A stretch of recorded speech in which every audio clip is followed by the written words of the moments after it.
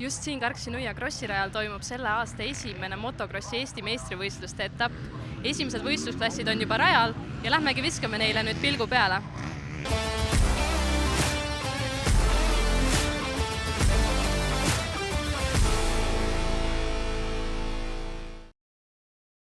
Minu vasakul käel on Hardi Roosijoru võistlustelk ja seal all on tema tsiklid, tema mehaanikud, tema tuttavad, aga me leidsime ka sealt hoopis eelmise aasta MX Openi hõbemedali omaniku Karel Kutsari, kes tegutseb see aasta Hardi Roosijoru mehaanikuna.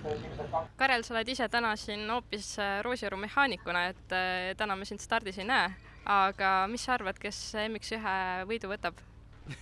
No kes siin ikka võtab, et eks ma vajan ikka Hardile pöialt ja et ma loodan, et minu tehtud töö ei vee alt ja eks me näe, eks varsti lähevad sõidud.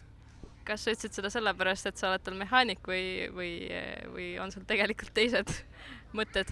Ei, selles mõttes ei ole, et ega põhiline see, et ikka keegi siin puruks ei kukuks ennast ja et mis siin ikka, et Eesti on väike ja selles mõttes, et eks see tuleb kõigi Eesti sõitjatel pöialt hoida alati, et kuhugi jõuaks ja midagi saaks.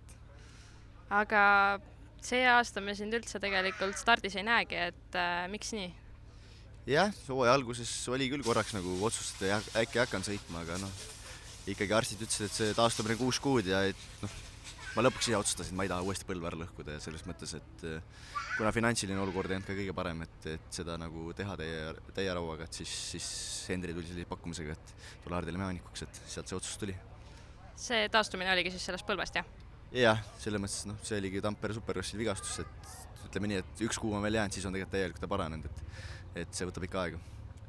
Aigar, räägi, kuidas sinu arvates Eesti krossil praegu läheb? Ma ei oska ütelda, ausalt öeldes, et need, kes tahavad, need teevad ja need, kes ei taha, need ei tee ja vastavalt võimalustele ja ma arvan selle nägemusele, kellel mis soovid on, et nii vastavalt tehakse, ma ise arvan nii. Üsna palju kritiseeritakse Eesti krossiradu, et pigem on võib-olla hobimehele sobivad, aga mida sina sellest arvad? Ma arvan, et krossid peab igal pool sõitma, et vahet ei ole, mis rada on, et täpselt samamoodi on maailmas on lihtsaid ja keerukaid radu ja nii edasi, et sinna me jõuame jälle välja, et kui sa tahad teha, siis sa teed ja kui sa ei taha teha, et hästi lihtne on igalt poolt leida mingeid negatiivseid külgi igal asjal, et see on ju kõige lihtsam otsida mingi vabandus või vinguda või viriseda, et jälle me jõuame sinna välja, et kui tahad, siis tee ja kui ei taha, ära tee. Lukasel on nüüd teine aasta 85-ga, et kuidas ta sportlasena muutunud on selle aja jooksul? Ma arvan, et ega seal midagi väga muutunud ei ole, tahe on tal ikka sama ja aktivist selline nagu ta on, et ma pean lihtsalt püüdma temaga sammu pidada. Aga ei, minu poolt on täitsa vabad käed tal, et pigem ta paneb ise endale lihtsalt pinge peale, aga eks ka midagi teha ei ole, ta peab lihtsalt ise nendes olukordades olemise ära õppima, et see ongi protsess, mis võtab aega, mis ei tule üle öö, et las poiss teeb ja naudib. Läheb ühtlaselt mööda. Kairo, sa oled nüüd esimest aastat Suzuki seljas hoopis, et kust sul see võimalus tuli? Tuli siuke vahva pakkumine siin talvel, et Estonian Expressi all sõita ja Suzukiga ja mõtlesin, miks mitte. Proovime ära. Kuidas sul uue tsikliga kohanemine läinud on? Algus oli siuke konarlik, aga nüüd oleme vaikselt seadesse saanud ja loodame, et läheb hästi. Ma arvasin, et kohati võib-olla võrreldakse Ken Roxeniga, et pead ka käima taguma selle pilli, et mis sa sellest arvad? No algus on ikka raske ja, et peab selle õige asendi leidma, et millal see pill käima läheb, aga nõub harjumist, ma arvan, et saan hakkama sellega. Millised sul täna ootused on enda sõidule?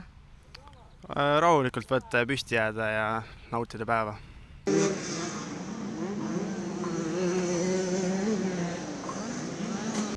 Liia, sa oled nüüd krossidel mitukümmend aastat käinud enda abikaasa Jüri Makaroviga, et kuidas sinu kui kõrvaltvaataja silmist asjad muutunud on krossis?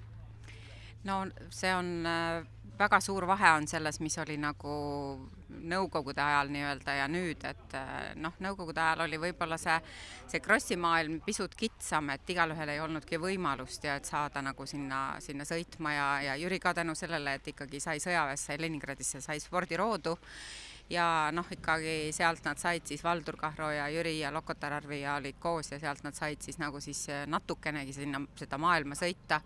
Aga piirid olid ju kinni ja välja ei lastud ja kõik, mis toimus ju omas riigis, et nüüd on nagu need võimalused nii palju suuremad ja avaramad ja kellel on nagu vähegi tahtmist, et siis ikkagi on kõik võimalik. Et muidugi rahakott peab ka olema, see ei ole üldse lihtne, et emad, isad, kõik pool suguvõsa kindlasti teevad tööd selle nimel, et lapsed sõita saaksid, aga oluline on ikkagi see tahe.